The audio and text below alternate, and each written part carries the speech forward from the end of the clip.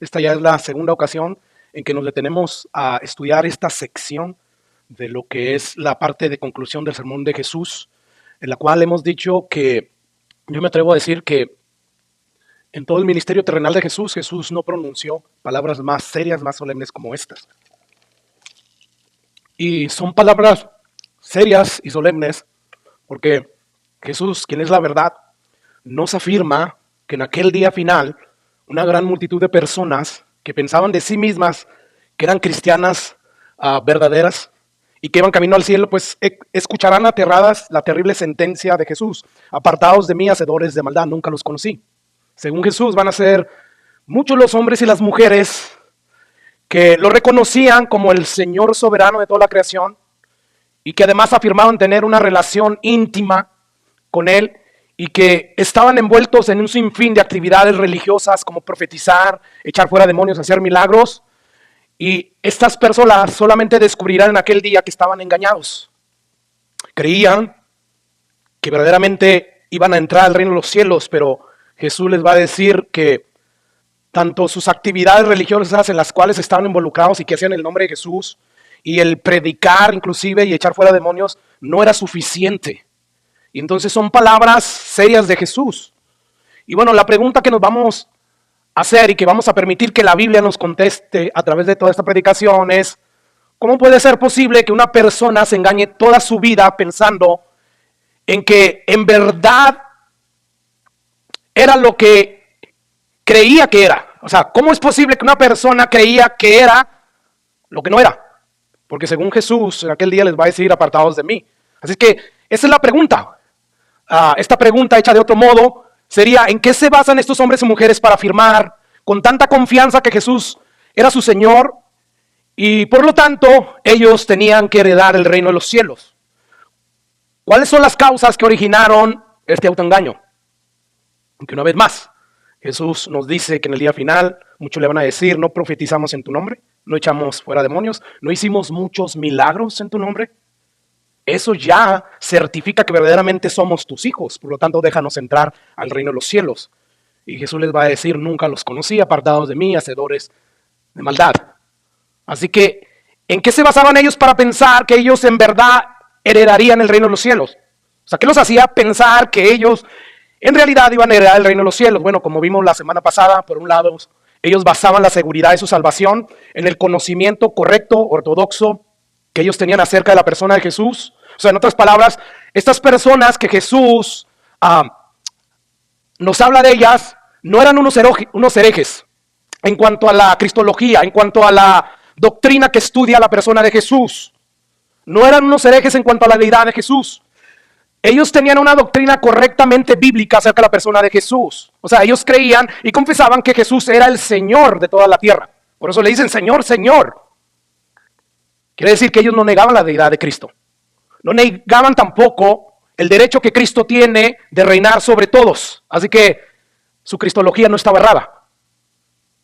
Y como esa doctrina acerca de Jesús no estaba errada, pues ellos sentían cierta seguridad. Jesús me va a dejar entrar al cielo porque yo tengo ese conocimiento acerca de su persona. Pero por el otro lado, también basaban la seguridad de su salvación en la devoción, en el afecto fervoroso que ellos sentían hacia la persona de Jesús.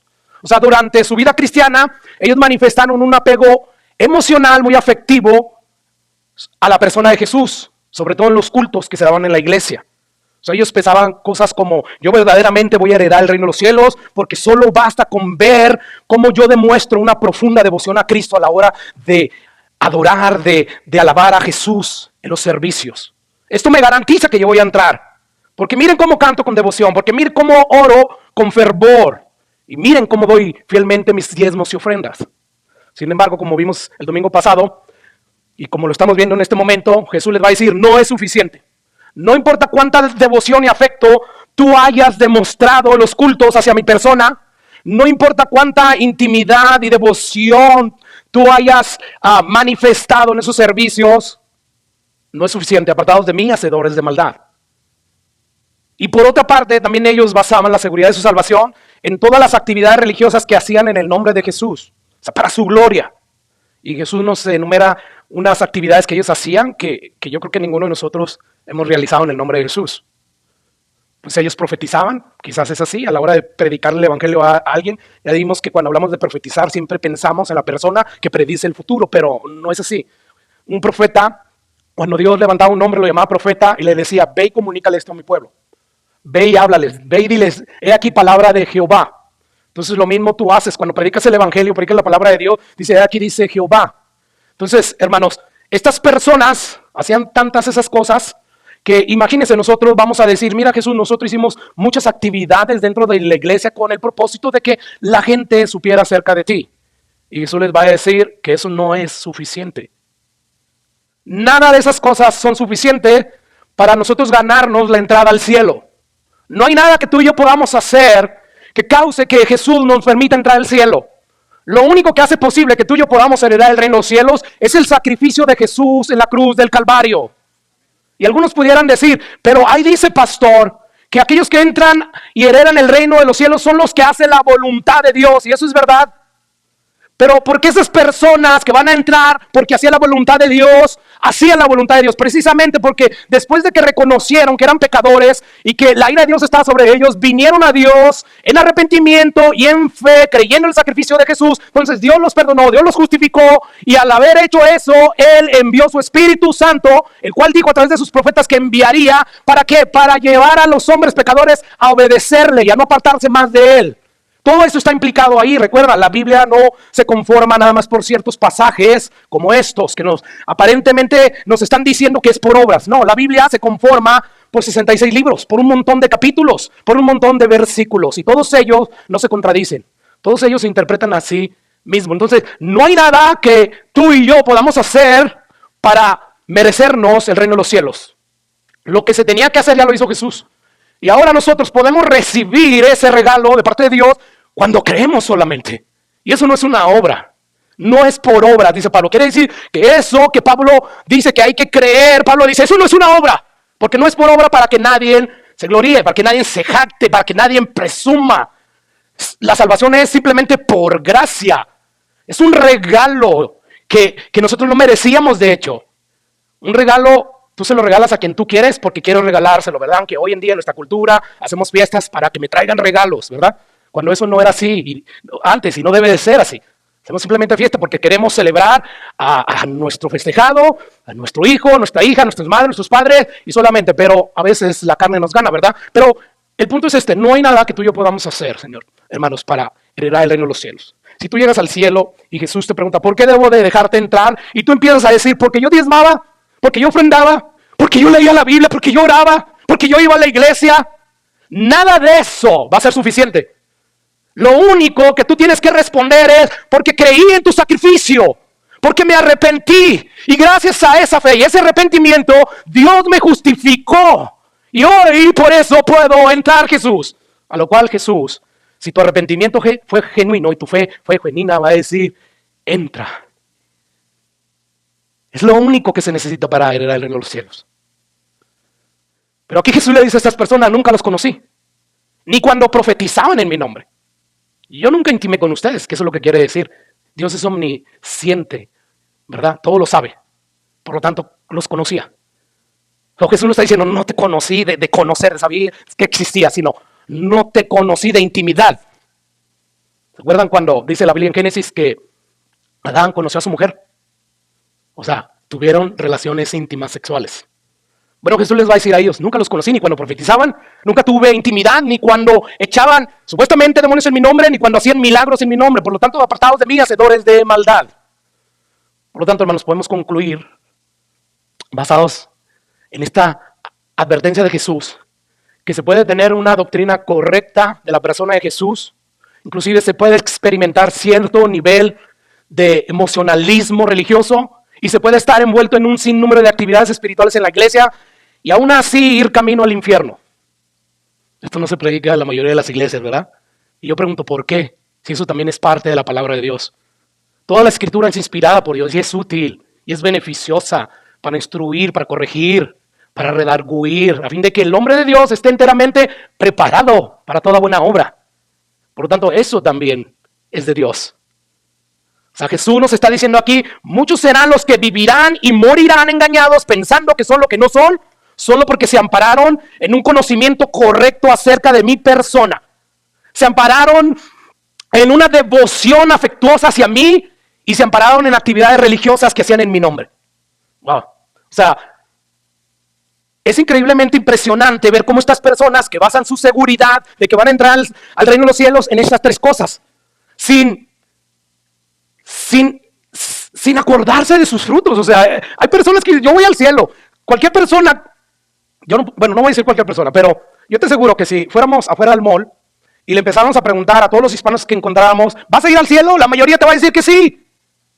A pesar de que tuvieron una noche pecaminosa, estuvieron en orgías, estuvieron siendo infiel a su esposa, emborrachados, haciendo tantas cosas, y aún así ellos dicen que van al cielo porque tienen más obras buenas que malas.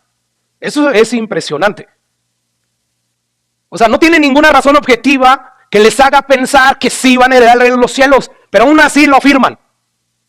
Y bueno, es en estas tres cosas que estos hombres y mujeres basaban la seguridad de su salvación. O sea, si a estas personas en vida se les preguntó que en qué basaban su afirmación, su seguridad de que iban a entrar al cielo, pues ellos contestaron algo semejante a: pues yo baso mi seguridad de que voy a entrar al cielo en mi profesión de fe. Yo creo firmemente que Cristo es el Señor de señores. Esto ya es suficiente para que Dios me deje entrar al cielo, basado en ciertos versículos que hablan acerca de eso, de confesar a Cristo como su Señor y Salvador. Además, también yo baso mi seguridad de que voy a entrar al reino de los cielos por la intensa devoción que yo siento por Cristo. Y a esto se le añade las muchas actividades en las iglesias en la cual yo estuve envuelto, haciéndolas en el nombre de Jesús. Todas esas cosas me hacen sentir súper seguro de que yo voy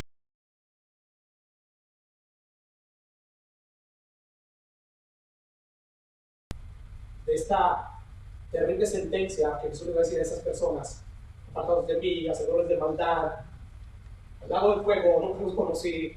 Eso ya ni se vuelve seguro. Y bueno, según Mateo 7, a estas personas Jesús tajantemente les va a decir: eso no es suficiente. ¿Verdad? Ahora yo levanto una pregunta muy importante, una pregunta que levantaba hace un momento. De hecho, esto es lo contrario. ¿Qué es lo que se requiere, hermanos, de los pecadores para ser salvos? Ya vimos un poco de eso. ¿Qué es lo que se requiere para que un pecador pueda ser salvo? ¿Acaso Dios requiere simplemente que los pecadores reconozcan algunas verdades acerca de la persona de Jesús y que sientan ciertas emociones en el corazón cuando se habla del sacrificio de Jesús y que estén envueltos en un sinfín de actividades de la iglesia según Jesús? Todo eso no sirve, ¿verdad? Eso no es lo que Dios requiere. Lo que Dios requiere es que los pecadores simplemente crean y se arrepientan. ¿Recuerdan a Jesús empezando su ministerio terrenal después de que fue bautizado tanto por las aguas como por el Espíritu Santo y fue tentado por Satanás? Dice Lucas, dice Marcos, él empezó su ministerio diciendo: el reino de Dios se ha acercado, por lo tanto, arrepentidos y creed en el Evangelio. Es todo lo que se necesita, ¿verdad? Quiere decir que basado en eso que acabo de citar, que son escrituras de la Biblia, donde no hay fe ni arrepentimiento, no hay salvación. Yo sé que en el Jesús moderno, en el Evangelio actual de hoy en día, en muchas de las iglesias se dice: esto no es así. Y bueno, es esto precisamente lo que estos hombres y mujeres de los cuales habla Cristo en Mateo 7, lo que no hicieron. No creyeron de corazón y nunca se arrepintieron. Solo conocían doctrinas acerca de Jesús, cantaban canciones acerca de Jesús, sentían mucha devoción fervorosa en ocasiones por Jesús y estaban envueltos en un sinfín de actividades religiosas que se hacen dentro de la iglesia. Sin embargo, nunca hubo en sus corazones ese anhelo genuino por obedecer la voluntad de Dios, anhelo que dice la Biblia que deben de tener las personas que verdaderamente han creído y se han arrepentido de sus pecados, porque el Espíritu Santo produce precisamente ese anhelo de querer obedecer a Dios. Recordemos que ya Jesús ya nos dijo que el árbol no se reconoce por el tronco, o sea, el buen árbol ni el mal árbol se reconoce por eso. No se reconoce por las hojas ni por sus flores, se conoce por el fruto. Escuchen de nuevo lo que Jesús dice en el versículo 21 de Mateo 7. Dice ahí: no todo el que me dice Señor, Señor entrará en el reino de los cielos, sino el que ¿qué? ¿Ya vio, pastor? Ahí están las obras. No es por obras. Más bien, esas obras manifiestan que verdaderamente el Espíritu de Dios habita en esas personas. Es lo contrario. La Biblia no se puede contradecir a sí mismo. Aquí Jesús nos dice, pues, es por los frutos, hermano. Fruto de arrepentimiento y de fe. Pero en esas personas no había fruto de arrepentimiento y de fe. Por lo tanto, el Espíritu Santo no moraba en ellos. Por lo tanto, el Espíritu Santo no producía el querer como el hacer. ¿Por qué? Porque no estaba simplemente ahí. Así que podemos concluir, de acuerdo con lo que Jesús dice aquí, que estas personas estaban segurísimas de su salvación. No tenían duda, yo voy a entrar en el reino de los cielos. Y esto, a pesar de que no tenían alguna base segura. O sea, ellos no vivían para hacer la voluntad de Dios. Fue lo que le dice Jesús: apartados de mí, hacedores de maldad, gente que no tiene ley, la ley de Dios. Es que la Biblia es clara cuando dice que el verdadero cristiano que cree genuinamente, él obedece a Cristo, porque el Espíritu Santo está en él. No lo obedece perfectamente, pero sí lo obedece sinceramente y progresivamente. Va madurando, va siendo más como Cristo. Pablo dice que de gloria en gloria, de triunfo en triunfo, nosotros vamos pareciéndonos más y más a Jesús. Somos como la luz de la aurora, ¿verdad? Que va en aumento. Yo no sé cuántos pudieron ver el amanecer el día de hoy, que estaba un poco nublado. Pero aunque no pudimos ver el sol, sí podemos ver la luz que emitía el sol. Y cada vez la oscuridad empezaba a desaparecer y desaparecer y desaparecer hasta que llegó el mediodía y empezamos a ver. Bueno, eso es lo que sucede donde el Espíritu Santo de Jesús está. O sea, donde un corazón tiene el Espíritu Santo de Jesús, va a ir creciendo en obediencia. Ahora, la pregunta tenemos que responder hoy es: ¿por qué muchos viven y mueren engañados? Según Jesús. ¿Cuáles son las causas que originan este autoengaño del cual habla Jesús? O sea, ¿cuáles son las razones por las cuales muchos llegarán en aquel día autoengañados, pensando firmemente que eran verdaderos hijos de Dios, cuando en realidad nunca lo fueron, porque nunca depositaron genuinamente su confianza en arrepentimiento, en el sacrificio expiatorio de Jesús? Dicho de otra forma, esta pregunta es: ¿por qué muchas personas irán al infierno creyendo que son cristianos cuando en realidad no lo son, porque nunca nacieron de nuevo? Jesús le dijo a Nicodemo, el gran maestro de Israel, uno de los principales maestros, muy moral, muy decente: te es necesario nacer de nuevo. Porque todo lo que es nacido de carne, de la Eva, carne es. Y todo lo que es nacido del Espíritu, Espíritu es. ¿Te das cuenta? Así que la pregunta es esa: ¿por qué muchas personas se van viviendo creyendo que son cristianas cuando en realidad no lo son, porque nunca nacieron de nuevo? ¿Cómo es posible que una persona esté tan convencida de ser lo que no es? Ya en pocas palabras resumimos la pregunta: ¿cuáles son las razones que dan lugar al autoengaño? Bueno, razón número uno: ¿por qué hay muchas personas que si mueren van a morir autoengañadas? Pero la razón número uno es porque ellos pasan la seguridad de su salvación, ellos pasan la confianza que ellos tienen firme de que van a entrar en el reino de los cielos. ¿En qué? En lo que ellos sienten, y no lo que expresa la Biblia, no lo que dice Dios a través de la Biblia. Bueno, creer simplemente en que yo creo que voy al cielo, eso origina el autoengaño. Y las personas de las cuales Jesús nos habla aquí, ellos basaron su confianza en lo que ellos sentían y no en lo que dice la Biblia. O sea, ellos basaban la seguridad de su fe en su fe, en lo que ellos creían, y no en la Biblia. En otras palabras, ellos confiaban ciegamente en lo que su corazón les dictaba. Tú sigue en su corazón. Ese es el consejo del mundo que viene de Satanás, ¿verdad? Pero que por todas partes nos bombardea. A través de las películas de Hollywood, a través de las novelas, caricaturas inclusive. Tú confía en tu corazón. Tú confía en él. Lo que tú sientes en tu corazón, eso va a ser tu verdad. Esto es un engaño del diablo. No es lo que dice la Biblia. Y estas personas confiaban ciegamente en lo que les dictaba su corazón. Mi corazón me dice que yo soy verdaderamente salvo porque hice una profesión de fe en una iglesia, me bauticé y asisto hoy a la iglesia. Eso es suficiente. Bueno, pasa tu confianza, tu seguridad en lo que sientes y no en lo que dice la Biblia. Tarde o temprano vas a darle lugar al autoengaño. Miren, muchas van a ser las personas que morirán engañadas, pensando que eran cristianos sin serlo, precisamente porque murieron teniendo una confianza firme en lo que sentían y no que la Biblia decía. O sea, el problema de estas personas, hermanos, es que confundieron dos preguntas cruciales que poseen, que tienen distintas respuestas. Y estas dos preguntas son esas: ¿qué debo hacer para ser salvo? Esa es una pregunta importante. ¿Qué debo de hacer para ser salvo? tiene su contestación, ¿verdad? Tiene su respuesta. Bueno, creer en el Señor Jesucristo y serás salvo.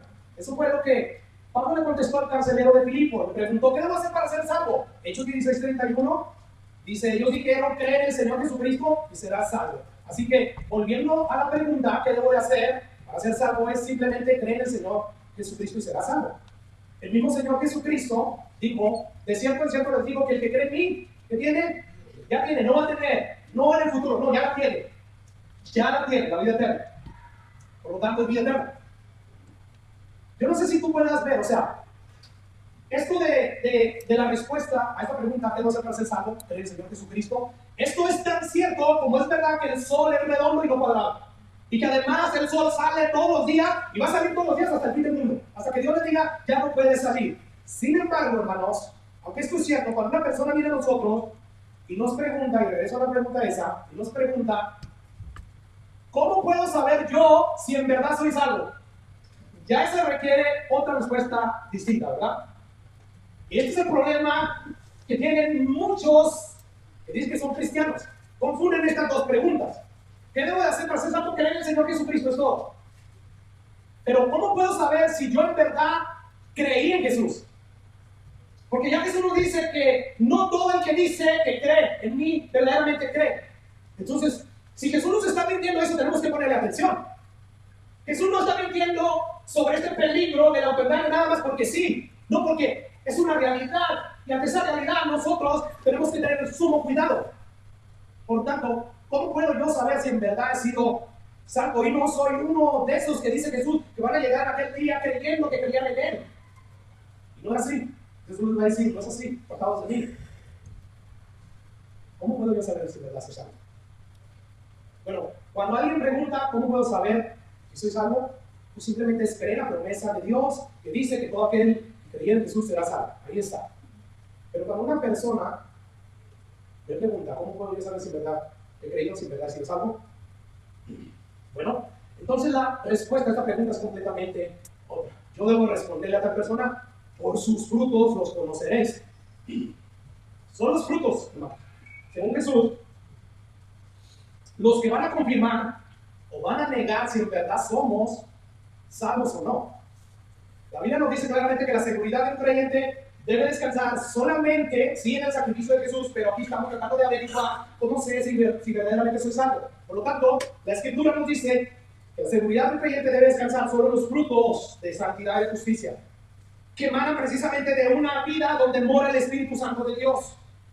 O sea, tú dices que eres salvo. Bueno, la Biblia dice que todo aquel que ha sido salvo, Dios le ha dado a su Espíritu Santo. ¿Cuáles son los frutos que están emanando de tu vida?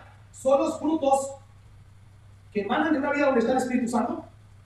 1 Juan 3:8.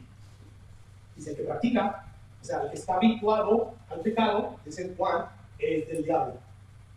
O sea, el que no se esfuerza por matar la carne para buscar santidad, y no porque se quiera ganar la salvación, sino porque el Espíritu Santo está ahí en él, o debería de estar en él, poniendo el querer como el hacer. Esa persona que no se esfuerza es el diablo. Y dice Juan, ¿por qué? Porque el diablo peca desde el principio, y luego dice Juan, para esto apareció el Hijo de Dios, para esto apareció Jesús, para dar perdón, pero para después al dar perdón y a justificar, entonces Dios traiga el Espíritu Santo y lo haga desear, querer obedecer y aborrecer, o querer obedecer a Dios y aborrecer al pecado. Para esto apareció Dios, para deshacer las obras del diablo. Y si eso no está pasando, pues es porque el Espíritu Santo de Dios no por ahí. Escuchen lo que sigue diciendo Juan.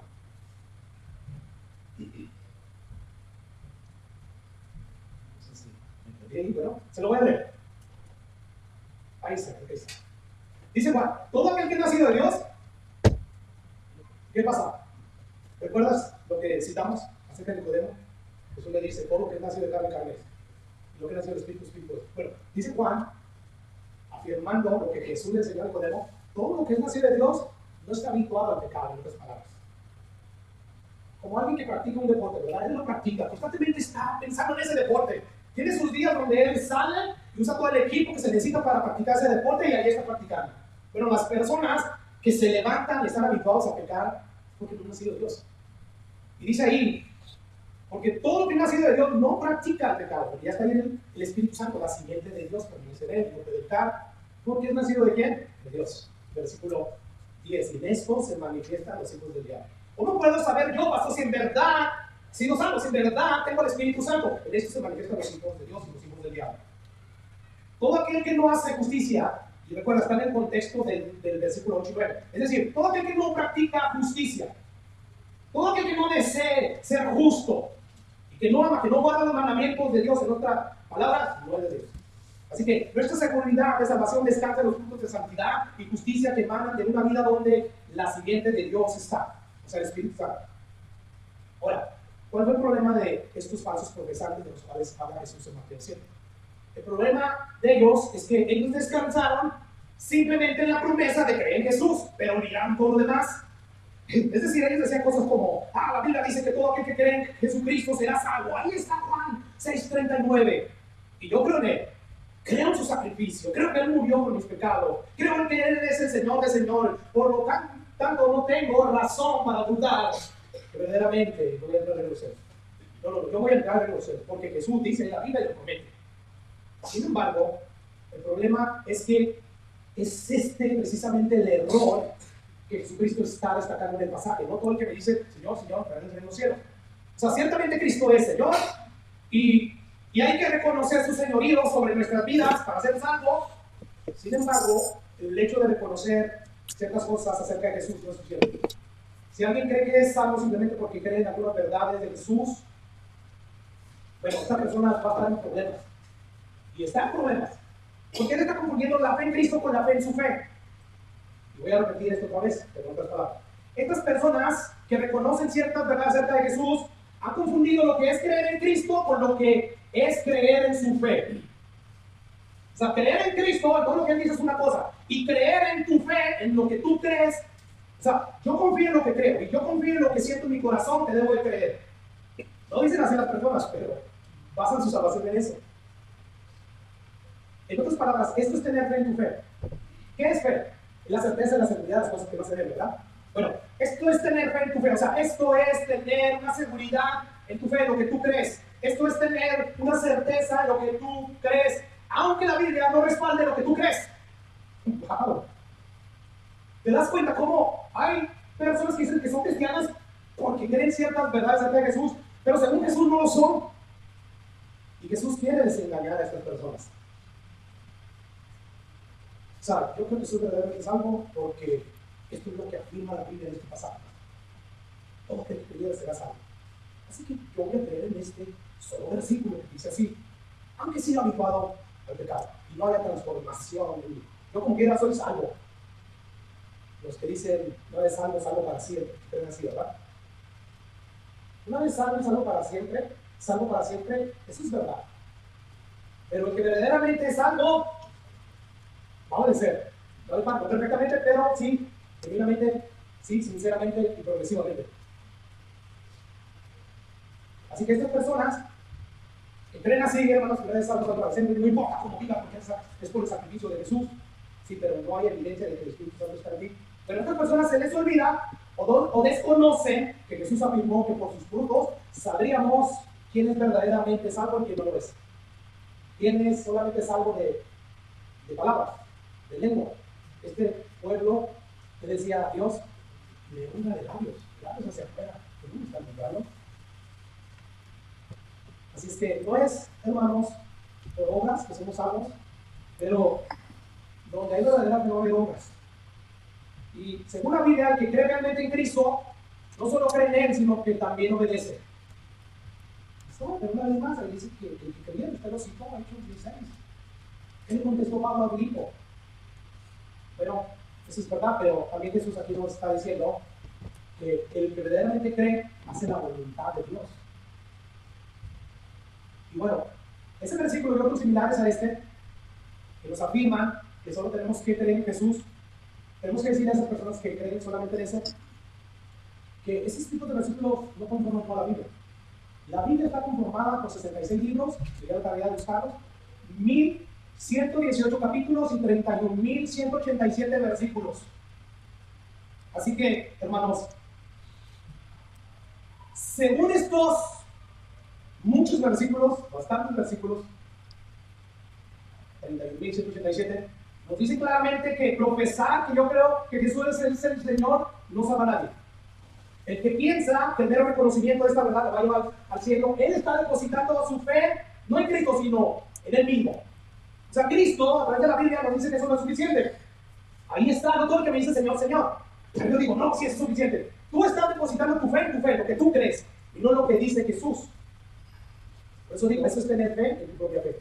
Eso es confiar ciegamente en lo que tú crees. Y bueno, ciertamente, ya dije, la Biblia enseña que el que quiere ser salvo, pues tiene que creer que Cristo es el Señor, ¿verdad? Y bueno, Romanos capítulo 10, versículo 8 lo afirma. Ahí dice Pablo, esta es la palabra de fe que predicamos. Y dice Pablo ahí, que si confesares con tu boca, ¿verdad, pastor? Que Jesús es el Señor y crees en tu corazón que Dios le levantó a los muertos, entonces serás salvo. Como vemos, esto es una verdad. Pero ahora debemos de preguntarnos cómo sabemos si nosotros realmente hemos creído que Cristo es el Señor.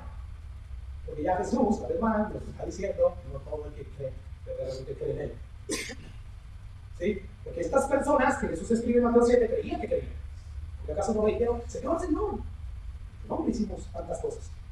Pero vemos claramente que ellos creían que creían. Pero terminaron llevándose un fiasco, un chasco, una desilusión, como quieras tú llamar. O sea, imagínate a estas personas a las cuales Jesús les va a decir, apartados de mí, hacedores de maldad, nunca los conocí. Ellos durante toda su vida cristiana esperaban con mucha ilusión, con mucha alegría, que un día llegarían al cielo. Inclusive tal vez en el hecho de su muerte, estoy feliz, Cristo me salvó. Sin embargo, lo que ellos esperaban con alegría, con ilusión, no fue así, no pasó, no sucedió, se llevaron un chasco. O sea, esa decepción que se originó a causa del desengaño fue tan grande, hermanos, que sin duda alguna estas personas tuvieron que empezar a temer, a temblar, porque es Jesús el que les está desmintiendo. Yo no sé cuántos de ustedes recuerdan la historia de Jacob y su tío Labán. Escucha lo que dice Génesis 19:15. Dice que Labán le preguntó a Jacob, dice, por ser tú mi hermano, ¿me servirás de balde? Dime cuál será tu salario. A lo cual Jacob contestó, yo te serviré 7 años por Raquel, por tu hija menor. 7 años, si me dio la tarea de multiplicar 365 7 años. Bueno, ahí me dio el resultado de 2.555 días. ¿Quieres que yo te dé a mi hija Raquel, la hermosa, la bonita? Me tienes que servir 2.555 días. Wow, son muchos días, ¿no? O sea, imagínense el peso de la espera que Jacob tuvo que cargar durante esos 7 años. Él estuvo trabajando sin duda alguna con mucho esfuerzo, con mucha ilusión. De hecho, la Biblia nos dice que le parecieron como pocos días. Y dice que porque la amaba, o sea, era como que Jacob decía, Raquel es tan hermosa y ama tanto que ella merece que yo trabaje estos 7 años por ella. Escucha lo que dice Génesis, versículo 29-15, 27. Dice, los ojos de Lea eran ¿qué? Delicados, no sé si era vista, miope, pero sus ojos no se veían bien. Dice, pero Raquel, ahí está el contraste.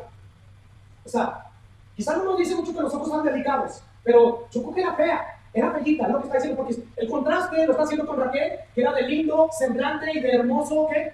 Parecer. Así que Jacob no tuvo problema. Yo trabajo estos 7 años. Con tal de que me des a Raquel.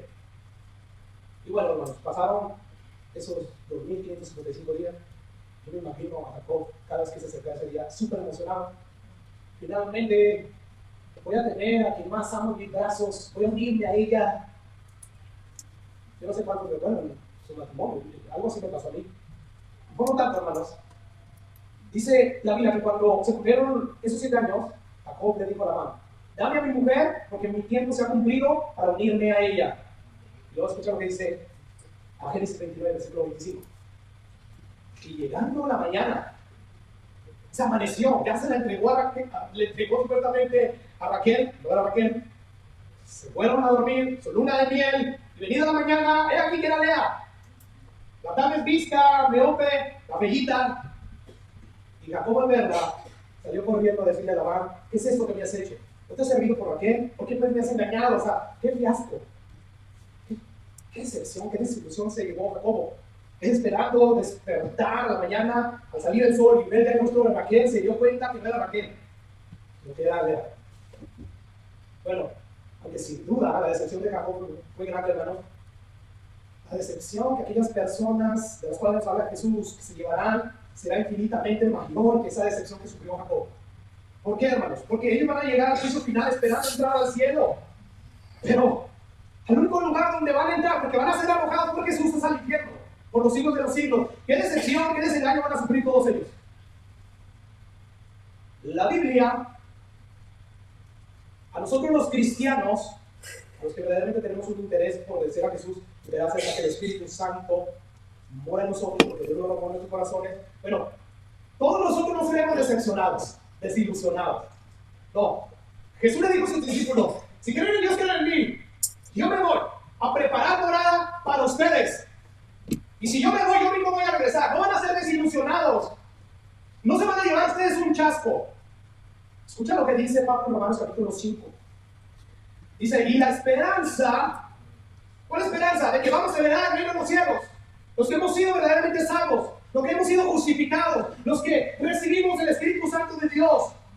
Nosotros, esa esperanza que tenemos no avergüenza, no decepciona. ¿Por qué razón? Pablo nos contenta porque el amor de Dios ha sido derramado en nuestros corazones por el Espíritu Santo que nos fue dado. Esa es la garantía de que verdaderamente nosotros no vamos a llevar ningún chasco. No vamos a salir desilusionados, aterrados, no. ¿Por qué, hermanos? Porque la esperanza que tenemos en Cristo Jesús no va a avergonzar a nadie, no va a decepcionar a nadie. Pero tristemente, toda esta confusión que tenemos el día de hoy en las iglesias acerca de estas dos preguntas: ¿qué debo hacer para ser salvo? ¿Y cómo yo sé si verdaderamente soy salvo? Bueno, tristemente, hermanos, debido a que los predicadores de hoy en día, que son predicadores, ciertamente muchos de ellos sinceros, que no quieren hacerle mal a nadie, pero que predican desde sus púlpitos, en muchas iglesias evangélicas, un evangelio incompleto. Ellos, por predicar un evangelio que usa métodos llenos de humanismo, están siendo causantes de que se produzca el autoengaño en los corazones de muchas almas. Porque recuerden, ¿qué es lo que causa, qué es lo que origina el autoengaño en la persona? Creer verdades que no están respaldadas por Dios. Creer en ellos mismos, en lo que ellos creen.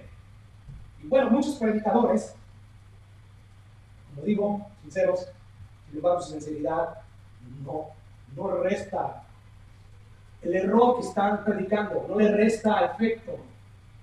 Estas personas que están predicando un evangelio a medias, están creando un engaño en ciertas personas. O sea, estos predicadores nos presentan algunos elementos esenciales del evangelio, como el problema que el hombre tiene con Dios, el pecado. Lo que Jesús hizo en la cruz del Calvario para solucionar este problema del pecado. Y bueno, la respuesta que debe de dar el pecador a la obra de Jesús, que es fe y arrepentimiento. Pero el problema es que se habla poco acerca del arrepentimiento y de la fe. O sea, se enfatiza más en el tema de confiar en Jesús, y esto es lo que tú tienes que hacer. Y se hace un llamado a que las personas vengan a aceptar a Cristo como su Salvador. Y bueno, se les invita a que reciten, repitan, pronuncien una oración dirigida por los predicadores de estas iglesias. Y bueno, una vez que finaliza el culto, toman estas personas y son esa oración del pecador, así lo llaman ellos, y la llevan aparte para enseñarles con algunos textos bíblicos, como Romanos 19 que acabamos de citar, llevan para enseñarles que ellos ya son salvos. Ya, tú ya eres salvo. Va a venir la duda, van a venir personas y te van a cuestionar tu salvación, pero tú ya eres salvo. Y buscan textos como Juan, capítulo 5, versículo 24, que dice: de cierto te digo, el que oye mi palabra y crea que me envió tiene vida eterna. Y no vendrá condenación, mas ha pasado de muerte a vida eterna. Y bueno, pasajes como estos les hacen preguntas como: ¿tú has escuchado lo que dijo Jesús? ¿Qué dijo? Que de verdad digo que el que oye mi palabra, ¿tú acabas de oír la palabra de Dios? No, pues sí. ¿Y crees que Dios envió a Jesús a morir en la cruz del Calvario? No, que sí. Bueno, tú ya eres salvo. Que nadie en tu mismo corazón venga a decirte que tú no eres salvo. Y entonces ellos se atreven a asegurarles que ya son salvos solamente por este tipo de pasajes. Y yo pregunto, ¿en base a qué se atreven estos para dar tal afirmación? En esos pasajes, pastor. Pero además, ¿todo lo que dice la Biblia con respecto a cómo ser salvo? ¡Claro que no! Cuando tú no predicas todo el consejo de Dios, tú estás predicando un consejo de Dios incompleto. Y no dar todo el consejo de Dios es no dar toda la verdad. Ahora, la Biblia sí dice que el pecador que se arrepiente de sus pecados y cree en Cristo va a ser salvo, ¿verdad que sí? Claro que sí. Pero nada dice de pararse frente a una congregación y confesar delante de todos que tiene fe en Jesús, ni dice de pronunciar una oración y sobre todo dirigida por alguien más que va a ser salvo. Y no dejan. Yo les pregunto a esos que hacen eso, ¿por qué se atreven a hacerles creer que será salvo solo por recitar una oración, la oración que ellos llaman la oración del pecador? Yo digo, ¿acaso no les aterroriza que ellos están siendo causa principal de que se genere autoengaño en sus corazones? O sea, mejor es, hay aquellos que quisieran caer a uno de estos mis pequeñitos. O sea, es mejor que se amarre un molino que pesa mucho, se arroje al fondo del mar, se muera ahí en el fondo del mar. ¿Qué feo debe ser eso, verdad? Pero yo pregunto, ¿a esta persona no les aterroriza que un día Dios nos va a ser responsable de todo eso? Bueno, a la luz de lo que hemos visto, nosotros tenemos que concluir de manera penosa que muchas personas que creen en el Jesús bíblico, hoy en día van camino al infierno. Simplemente porque hicieron todo eso que ya mencionamos, que es la persona del pecador, que acepta a Cristo en el corazón, sea lo que eso signifique, aceptar a Jesús en el corazón. La Biblia dice arrepentidos y creer. En que todo lo que dice Jesús no es deja que Jesús entre en tu corazón. No. Primero es cree en todo lo que dice Jesús. Jesús habló del infierno. Jesús habló acerca de la ira de Dios. Cree en eso. Jesús dijo que la solución para no recibir la ira de Dios es refugiarse en su sacrificio. Cree eso. No es, yo lo dejé en mi corazón. No, cree eso primero para que después seas personal justificado y Dios derrame su Espíritu Santo. Eso es lo que habla la Biblia. Por lo tanto, hermanos, el pecador debe arrepentirse de sus pecados, es decir, debe de dejar su vida pecaminosa para empezar a confiar únicamente en Cristo. Y no solamente como aquel que murió en la cruz para pagar su deuda, sino también como aquel que tiene pleno derecho de reinar sobre todos nosotros, porque Él es Rey de Reyes y Señor de Señores. Así que, ¿en qué se basaban estos hombres de Mateo 7 para afirmar que iban al cielo? Bueno, lo que les gritaba su corazón, yo creo que soy salvo. Yo creo que estoy bien con Dios, porque no me importa todas sus predicaciones. No es así, ¿verdad? Pero no las tomamos en cuenta. Al final de cuentas, no estoy diciendo despreciando a mí, pero estoy despreciando al Señor, que nos advirtió de estos peligros que existen. Vamos en el tercer peligro. El primer peligro del cual Jesús nos advierte es tener cuidado, porque hay una puerta que dice que va al cielo, pero no va al cielo. Tengan cuidado de entrar por esa puerta. El segundo peligro que Jesús nos advierte es: tengan cuidado con los falsos profetas que dicen que es por aquí donde se llega al cielo. Tengan cuidado con ellos. Y este es el tercer peligro. Hay otro peligro: tengan cuidado del autoengaño. No considerar estas palabras de Jesús es simplemente no creer que esto es cierto. Así es que Jesús decía: estamos seguros de que vamos al cielo. Y ellos no dijeron: estoy seguro porque vi los frutos que el Espíritu Santo produjo en mí, porque vi las características que evidencia que verdaderamente yo he sido transformado por la gracia de Dios. No dijeron nada de esto. No dijeron nada como, porque vi los deseos sinceros y mi esfuerzo constante para pelear contra los deseos pecaminosos de mi carne, que me arrastraban constantemente fuera de las cosas de Dios para no obedecer la palabra revelada de Dios. Está en su Biblia. No, ellos más bien dijeron con mucho orgullo y confianza: estamos seguros de que traemos al cielo porque mi corazón me lo dice. Yo conocía muchas cosas acerca de Jesús. Yo hice muchas actividades en el nombre de Jesús. Yo eché fuera demonios. Yo mostré un gran afecto por Jesús. Eso es lo que yo creo que me va a dejar entrar al cielo. O sea, ellos creían lo que pensaban que iba a hacer. Y ¿sabe cuántas veces yo, hermanos, cuando solía jugar una lotería, tenía la corazonada de que yo iba a ganar?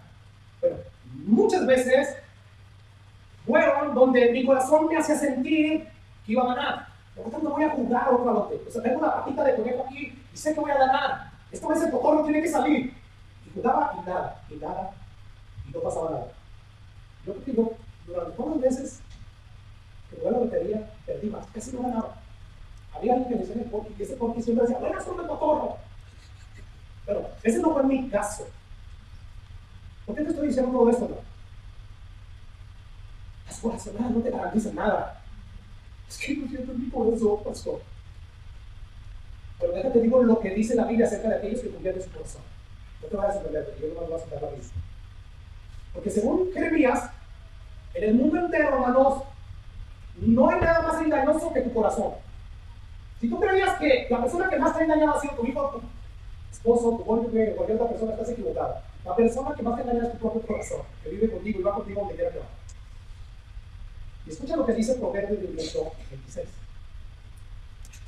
El que confía en su propio corazón es un tonto. ¿Por qué razón, Dios? Porque Dios inspiró eso, ¿verdad? O sea, Dios, ¿por qué razón el que confía en su corazón es un tonto? ¿Por qué razón es que el que confía en lo que siente y no en la verdad de Dios es un tonto? Bueno, precisamente porque en el mundo no hay nada más engañoso que nuestro corazón. Y confiar en lo más engañoso que hay en el mundo es ser un tonto. Así que es como si el proverbista nos estuviera diciendo, inspirado por el Espíritu Santo, a la luz de lo que estamos viendo: no confíes en tu corazón, no deberías confiar en él. Porque tu corazón lo más seguro, cada vez que confías en él, te está engañando. Y te da el consuelo a través de ese engaño, de una esperanza que no tiene fundamento. Bien, vamos a pensar en el caso del ex famoso Cristiano Julio Velar. No sé cuántos de ustedes lo conocieron. Yo no estoy negando, yo no estoy cuestionando su fe. No le digo si es algo, si fue salvo, no le digo. Pero, ¿por qué no estoy sacando? Bueno, dicen que después de luchar varios meses contra un cáncer altamente maligno, pues se muere, ¿verdad? Bueno, a la luz de lo que dice la Biblia y a la luz de lo que sabemos de cómo pasaron las cosas, porque él era una persona pública y bueno, cuando se publicó muchas cosas se vieron, bueno, podemos decir que Julio, debido a su teología, a su doctrina defectuosa y además debido a la teología errada de todos aquellos que lo rodeaban, que estuvieron con él los últimos meses de su vida, o sea, esa teología que dice: todo lo que pedimos al Padre en su nombre nos lo va a dar. ¿Y por qué no decretamos? Bueno, debido a esa teología defectuosa de él y de todos ellos que lo rodeaban, él tenía una plena confianza y seguridad de que sanaría. O sea, él no pensaba que iba a morir. No es una prueba de Dios, porque así lo siento, así lo creo, así me lo dicen personas como Marcos Barrientos, Cachuruna, Danilo Montero, Cristi de Clark y muchos más. Ellos me están asegurando que Dios me va a sanar. Cristi de Clark públicamente se atrevió a decir: Señor, no aceptamos un no. Cálmate, ¿desde cuándo tú eres la señora? Él es su Señor, mi Jesús, mi amigo Jesús siendo Dios. Padre, si es posible, pásame a mí esta copa, no sea como yo quiero, que se haga tu voluntad. Pero ellas, este tipo de personas quieren que se haga su voluntad. Así es que él tenía una plena confianza, una seguridad de que iba a sanar. Y sin duda alguna que esto lo consolaba. Él se consolaba con esta esperanza, que ya sabemos que era una esperanza falsa. No fue sano. Dios decidió otra cosa. Dios decidió llevárselo.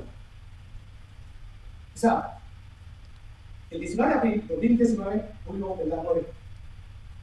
Y con su muerte manifestó que la fe de él y de todos aquellos que lo acompañaban en su enfermedad y que decretaron que Dios lo iba a sanar, falló terriblemente. O sea, el que confía en su propio corazón, en lo que le dicta su corazón, es un necio, es un tonto. Porque el corazón es engañoso. Yo no dudo de la sinceridad de Marcos Barrientos, de Danilo Montero, de todas esas personas que dijeron: Dios te va a sanar, Dios me lo dijo. Ellos sinceramente decretaron eso. No estaban jugando, pero nos engañó el corazón. Dios había determinado algo más. Yo no pude haber sanado, sí. Sin embargo, no lo hizo. Dios, a través de la muerte de esta persona, mostró lo equivocado que estaban ellos y lo errado que están muchas de sus doctrinas. Así que yo puedo decir de este caso que la esperanza que tenía Julio de que iba a sanar, porque eso fue lo que hizo sentir su corazón, basado en ciertos pasajes de la Biblia, no va a sanar toda la Biblia, y porque eso fue lo que le dijeron todos estos de la parábola cristiana, le proveyó un consuelo. Ese consuelo nunca le proveyó sanidad. Bueno, lo mismo podemos decir que va a suceder con aquellas personas que tienen una confianza completa, una seguridad firme de que van para el cielo. Por el simple hecho de que ellos creen que van al cielo, no van a ir al cielo. Es por lo que es. Y una vez más, ya sanaría, será su creencia, sin embargo, Dios determinó otra cosa. Así hoy en día muchos que tienen una gran confianza, una gran seguridad de que van para el cielo solo porque su fe es fuerte y esa fe de que van a ir al cielo les consuela que la tierra tiene esperanza. Sin embargo, según Jesús, este tipo de personas mueren. Si todo lo que tenían fue una sincera confianza de que iban a ir al cielo y no un genuino nacimiento, van a terminar escuchando las terribles sentencias de Jesús: matados de día, hacedores de maldad, al infierno. Según la Biblia, el nuevo nacimiento que Dios nos da, cuando derrama su Espíritu Santo en nosotros, eso es lo que nos asegura la entrada al cielo. Te voy a dar un pasaje. Ahí Dios está prometiendo en un día que te voy a dar un corazón nuevo. O sea, ya les demostré que su corazón es malo. No importa lo que yo haga por ustedes, no importa cuánto los beneficie, cuánto los bendiga, ustedes es cuestión de tiempo para que se alejen de mí. Yo les di mis mandamientos, no porque quería que los iban a guardar, ya Pablo dijo, o sea, no. La ley no fue dada para que nosotros nos salváramos, no, la ley es el layo, es el maestro que nos lleva a Cristo, porque te dice, no me pudiste cumplir, por lo tanto, refúgiate en Cristo.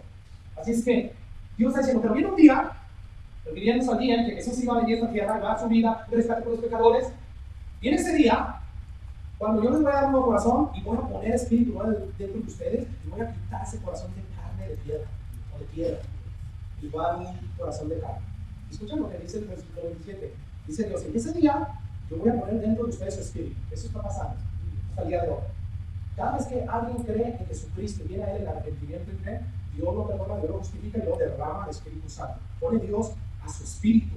Y cuando su espíritu está en ellos, Él hace que hagan en su estatuto. ¿Por qué de repente César, en 1996, de repente, después de muchos años que lo invitaban a venir a la iglesia y no quería, se escondía de las personas que lo invitaban a la iglesia? ¿Por qué de repente empezó a venir a la iglesia?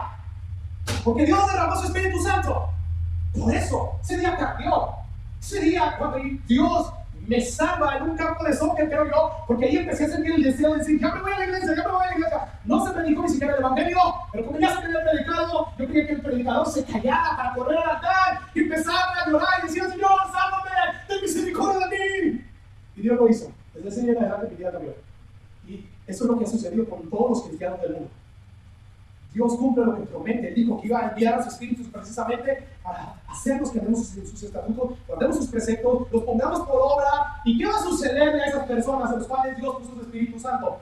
Ellos habitarán en la tierra que diera a sus padres. Es una referencia a la tierra celestial. Y yo, dice, y ellos serán por pueblo mío, yo seré su Dios. Pero vas a ver este pasaje. ¿Quiénes son los que van a habitar esa tierra celestial? ¿Y quiénes van a ser su pueblo? ¿Y quién va a ser su Dios? De estas personas. ¿Quiénes son esas personas, hermano? Los que recibieron ese corazón. Los que recibieron el Espíritu Santo. Recordando lo que Jesús dijo, que hace la voluntad de mi Padre, está en los cielos, es el libre de los cielos. Esos son los que hacen la voluntad de mi Padre, según Ezequiel, esos que recibieron el Espíritu Santo. En otras palabras, el que obedece. Así es que, ¿significa que la obediencia es lo que nos salva? Una vez más, no. Lo que nos salva es lo que Jesús hizo en el Calvario, lo que Jesús hizo en la cruz del Calvario. Pues la obediencia es más bien la evidencia que demuestra que verdaderamente somos salvos porque el Espíritu Santo está en nosotros. Así que se nos enseña, debido a que Dios derramó su Espíritu Santo sobre aquellos que creyeron en el Evangelio, ellos ahora obedecen los mandamientos de Dios. Ahora regresando a la pregunta, estas que crean mucha confusión. ¿Qué puede el pecador? ¿Cómo puede el pecador ser salvo por el creyente de Cristo? ¿Cómo puede el pecador saber si verdaderamente es salvo? Por los frutos de una vida transformada. No una vida perfecta, pero sí una vida transformada por el Espíritu Santo. Bueno, precisamente la prueba que muchos quieren, que ellos pueden dar, es que ellos creen en Cristo. O sea, yo creo en mi corazón que verdaderamente soy salvo. Ese es su problema. Cuando tú miras la vida de ellos, no hay manifestaciones de un corazón transformado. Son decentes, son morales, sí, pero es todo. Entonces, ¿cómo fue la primera razón por la cual muchos me han engañado? Bueno, porque ya no teniendo fe en su religión, ya no solamente lo que les hacía sentir su corazón. Es por ello. Bueno. Es triste ver, hermano, como muchos, debido a que se someten a ministerios donde no se predica todo el consejo de Dios, con integridad, con fidelidad, pues ellos no se dan cuenta que se está produciendo un autoengaño en su vida. Y aún así, las personas no tienen excusas. O sea, le digo, no, es que Dios con un pastor que no le sacó la verdad, y por eso generó el autoengaño. No tienes la Biblia, no tienes excusa. Léela. Pero en el caso de otros, el problema es que se generó el autoengaño debido, hermanos, a no cumplir con el deber bíblico de examinarse a sí mismo. Que esta es una segunda razón por qué se genera el autoengaño. No solamente porque crees en lo que crees, no lo que dice la Biblia, sino porque no te examinas a ti mismo, descuidas ese deber bíblico que nos da Dios y la palabra. Tenemos una responsabilidad. Si tú eres hijo de Dios y tú dices que eres hijo de Dios, tu responsabilidad es examinarte para ver si estás en la fe verdadera. Y bueno, hay muchas personas que dicen, no debemos examinar eso es dudar de Dios, pastor, dudar de nuestra fe y dudar de nuestra fe. Pues dice la Biblia que siempre es imposible agradar a Dios. Estas personas dicen como cosas como no debemos mirar dentro de nosotros, debemos mirar a Cristo. Es verdad, debemos mirar a Cristo. Sin embargo, la única manera de saber si verdaderamente estamos mirando al Cristo bíblico, como debemos mirarlo, pues es a través de nuestros frutos, hermanos, examinándonos a nosotros mismos. Escucha lo que dice 1 Timoteo 4:16, la Biblia está llena de advertencias en este sentido. Pablo le dice, ten cuidado de ti mismo, o sea, de ti mismo. Ten cuidado, no vas a creer en lo que tú crees que no está respaldado por la Biblia. No. Ten cuidado de ti mismo, Timoteo. Así es que así es que se salvarás a ti mismo en su Evangelio. Así es que ten cuidado de los peligros que existen del trapo de la profeta falsa, de caer en las garras de los falsos profetas y del autoengaño. Ten cuidado. 1 Corintios 9:26, Pablo dice allí, así que yo de esta manera formo, no como la aventura, de esta manera peleo, no como aquí contra el aire, sino que volveo mi cuerpo, lo pongo a servidumbre, no sea que habiendo sido el algo, bajo todos, yo mismo no voy a hacer nada. Pero todas estas advertencias, hermanos, nos llaman a cuidarnos del autoengaño. O sea, es un mandato examinarnos a nosotros mismos. Empezamos con un ejemplo de todos los cajeros que ellos interpretaron. A esos cajeros se les dice, tengan cuidado, revisen cada billete de $100 porque están circulando un montón de billetes falsos. ¿Qué es lo que van a hacer estos cajeros? Si de verdad creen que existe ese peligro, pues van a empezar a verificar todos los billetes de 100, ¿verdad? No, ya se en México no son tan convertidos. Empiezan a ver. Pero eso es lo que van a hacer. Pero yo pregunto, ¿para qué se les está advirtiendo eso? ¿No? Para que tengan cuidado. O sea, ten cuidado porque existe la enorme posibilidad de que ellos, los cajeros sin saberlo, tomen un billete falso creyendo que es un billete verdadero. Es que son las advertencias las que van a todos los cajeros a examinar cada billete de $100. Bueno, si esto es así, hermanos, ¿por qué si la Biblia, por qué si Jesús nos advierte que debemos cuidarnos del peligro del autoengaño? Y no solamente el peligro del autoengaño, sino de los falsos profetas y de esa puerta que lleva a la condenación eterna. ¿Por qué rayos? ¿Por qué demonios estamos haciendo caso omiso? O sea, lo que está en juego es infinitamente mayor que $100. Lo que está en juego es tu alma, mi alma. Escucha lo que Pablo dice en 2 Corintios capítulo 13, versículo 5. Aquí encontramos un mandato claro. Pablo les dice, inspirado por el Espíritu Santo a esta iglesia, examínense ustedes mismos, porque esta es una iglesia bien carnal, pero decían que era de Cristo. Examínense ustedes mismos. ¿Para qué Pablo les pide que se examinen? Para ver si están en la fe verdadera, la que salva. Pruébense a ustedes mismos, otra vez el énfasis. ¿Que no saben que Jesús advirtió acerca del autoengaño, que muchos van a llegar pensando que eran lo que no eran? Deberían de examinarse, deberían de probarse. No nos conocemos nosotros mismos que Jesús está a nosotros, a menos que estén reprobados. Aquí Pablo está explicando que muchos en la iglesia deberían estar reprobados. Así que este deber de examinarnos no es una opción, no es un mero consejo, no es un mandato bíblico. Examínense a ver si están en la fe verdadera. Así que no se trata simplemente de decir, sí, yo creí, pastor. No. Pablo dice, está bien, tú dices que creíste, pero ahora te invito a que examines los frutos que emanan de tu fe. Examínate. Porque si los buenos frutos no están ahí, tampoco es buen árbol. Eso digo, ¿no? El árbol bueno da buenos frutos. El árbol malo da malos frutos. Así que, si no hay buenos frutos, no hay árbol bueno. En otras palabras, si no hay obediencia a Dios, tampoco está en el Espíritu Santo. Bueno, pregunto, ¿alguna vez en tu vida has tomado la palabra de Dios? ¿Has tomado los 10 mandamientos? ¿Has tomado pasajes como Gálatas capítulo 5, que nos habla acerca del fruto del Espíritu Santo, que es amor, gozo, paz, paciencia, unidad, seguro de templanza? Y te has comparado a ellos, estoy creciendo en amor, templanza, paciencia, todas estas cosas. Pues, son igual, pero ¿alguna vez has escogido un pasaje como 1 de Juan, esa carta que se escribió principalmente para decir a los verdaderos creyentes que tenían vida eterna? Y has tomado esas evidencias con honestidad que Juan nos da ahí para ver si somos hijos de Dios o no. Y en oración has pedido a Dios como salmista, Señor, examíname, ayúdame a evaluarme a mí mismo a la luz de estas cosas. ¿Alguna vez te has presentado delante de Dios con esta inquietud? examinarte a ti mismo debe ser una práctica regular. Y es que lo que es que se genere engaño tu corazón. ¿Qué pasa con todas esas personas a de los tiempos que dijeron Jesús, Jesús, o Señor, Señor, ¿no en tu nombre? ¿Qué pasa con todos ellos? Ellos sintieron toda su vida que estaban en una situación privilegiada. Ellos sintieron que no había que examinarse porque esto es la verdad de Jesús, porque siento cierta devoción, temor por Jesús, y porque estoy involucrado en muchas actividades, así que no cuestiona mi salvación, pastor. Vamos. Pensar cosas como, ¿por qué ves que un Dios salvar? Si yo hago todas estas cosas para Jesús. Yo vengo a la iglesia.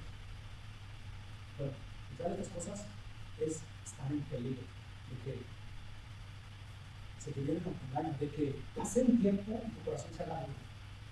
Y de que, si Dios mandara a un ángel a predicarte esto, con mención, con fuego, con demostraciones, prodigios y todo, aún debido a la dureza de tu corazón, tú no vas a creer. Yo no sé si también me queda imaginando lo que yo sentiría si de repente yo cierro los ojos, los abro y despierto ahí. El día final que Jesús me diga, apartado de mí, hacedor de maldad. Ay, ay, ay. Eso es algo terrible. El apóstol Pablo, lo leíamos en el Corintios 9:16, que dice: yo esta manera por nueva lectura, de esta manera peleo, no como que golpea al aire, yo golpeo mi cara al lado, por el poder del Espíritu Santo, en dependencia de él. Yo golpeo, dice ahí, mi cuerpo, dice Pablo, y me pongo servidumbre, para otros mismos de la servidumbre. Pablo que no está hablando de perder una recompensa. Bueno, lo que Pablo está hablando ahí es de que le está hablando a los corintios, a la iglesia problemática, que si yo mismo que doy frutos, me examino y doy evidencia, pero aún así existe la posibilidad de que, habiendo sido yo un predicador y habiendo yo llamado a otros al arrepentimiento, yo mismo sea eliminado. O sea, debemos sentir, Pablo, no que alguien que es salvo pueda terminar en el infierno. No. Contradeciríamos todo lo que Jesús dice, no. Pero Pablo sí es como que estuviera diciendo aquí, existe la posibilidad de que habiendo sido un gran predicador, sea eliminado. O sea, ni siquiera descanso en el hecho de ser un apóstol de Jesús. O sea, que Judas Iscariote, apóstol de Jesús, no terminó en el infierno. Así que cuando venimos a la iglesia, hermano, debemos de venir con un corazón preparado, con Dios abierto, para escuchar, que se va a predicar de la palabra de Dios, para después examinarnos a la luz de lo que escuchamos. Porque lo que escuchamos domingo a domingo es la palabra de Dios para nosotros. Y desafortunadamente hay un fenómeno que se da en las iglesias. O sea, las personas vienen, se sientan domingo a domingo, escuchan mensajes acerca de los deberes del esposo, acerca de los deberes de la esposa, la crianza de los hijos, la sumisión de la mujer al hombre, el buen uso del tiempo. Y no solo se ve que no se esfuerza los oyentes en implementar tus cambios en su vida, sino que ni siquiera se inquietan por estas cosas ya. Ni siquiera se inquietan. ¿Y por qué? O sea, esto nos habla de que Dios examina al sí mismo. O sea, hay muchos que ni siquiera se dan cuenta de lo que se está predicando. Y muchas veces Dios les señala pecados porque toda la escritura es útil para redarguir, para señalar los pecados.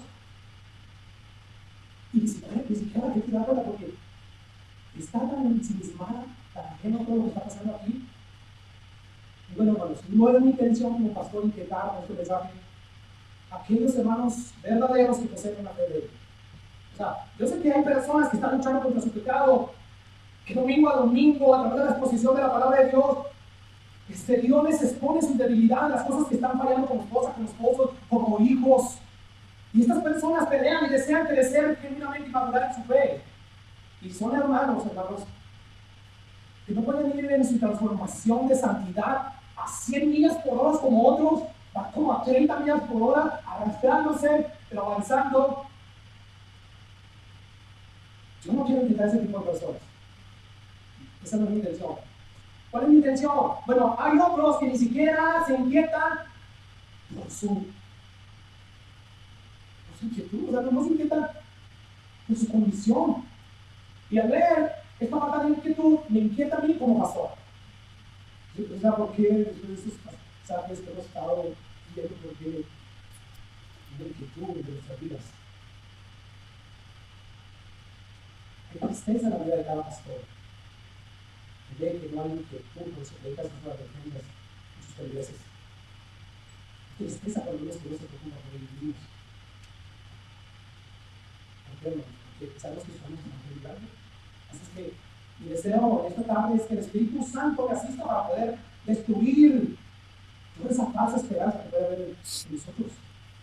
Y yo prefiero destruir esa falsa esperanza sonando grosero y grotesco que ver forma de destruir al infierno.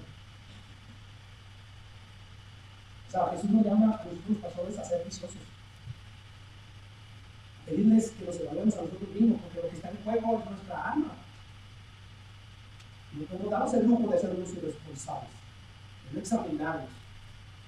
¿Qué, hermanos? Porque podríamos empezar a naufragar en el momento que nos pensaba.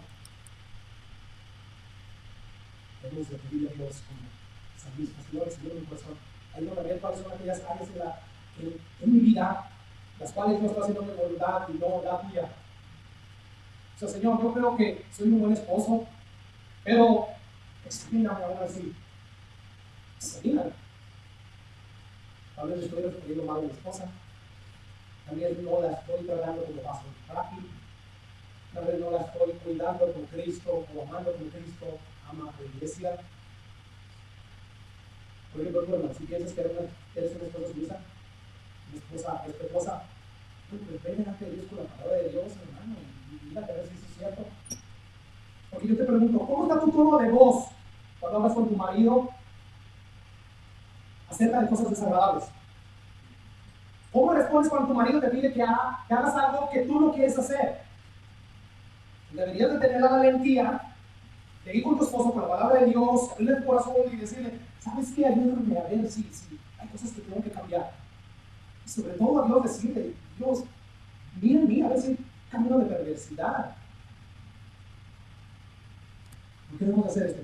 Porque según Jesús, muchos de los que llegaron a Cristo en aquel día, diciendo Señor, muchos de ellos se la pasaban poniendo lo mismo a las iglesias.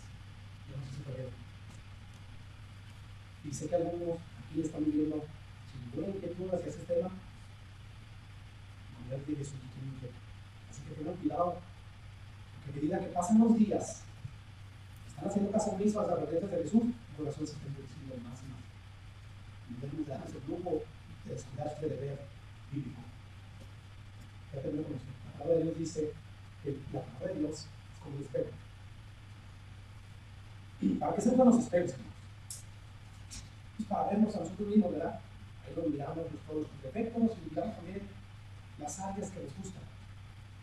Pero si de verdad tenemos cuidado de estar nuestras almas, debemos mirarnos a nosotros mismos continuamente en el espejo de la palabra de Dios. Escucha lo que dice David, Salmo 139. ¿Qué es lo que le pide David a Dios? Examíname, Dios. Conoce mi corazón, mi corazón. Pruébame. Dios se conoce mis pensamientos. Ve si hay en mi camino de perversidad y guíame en el camino eterno. ¿Puedes notar el anhelo de David? Examíname, Dios. Conoce mi corazón, pruébame. O sea, mira dentro de mí, no mires nomás la fachada. O sea, cualquiera puede tener una buena fachada, ¿verdad?, de cristiano. Los vestiditos, la Biblia en mano, andamos en la iglesia y todo eso. Pero David dice, no, yo quiero que examines mi interior. No solo mi camino, no solo lo que hago, no solo a dónde voy, no. Escudriña mi corazón y mis pensamientos. ¿Qué les dijo Jesús en una ocasión a los fariseos y a los escribas? A los que enseñaban la palabra de Dios. Sepulcros blanqueados. Por fuera se ven bien, pero por dentro están llenos de huesos muertos, de maldad. Así que lo que tenemos que examinar es el corazón. Porque Cristo no vino a darnos una hermosa fachada, un hermoso exterior, no. Cristo vino a darnos un nuevo corazón. ¿Recuerdan quién? Le daré un nuevo corazón. Y según la Biblia, el hombre que no posee ese interés, no se dedica con diligencia, con objetividad, en dependencia del Espíritu Santo a examinarse, le está poniendo un alto riesgo de vivir y morir engañado en lo que respecta a su salvación. Padre, gracias.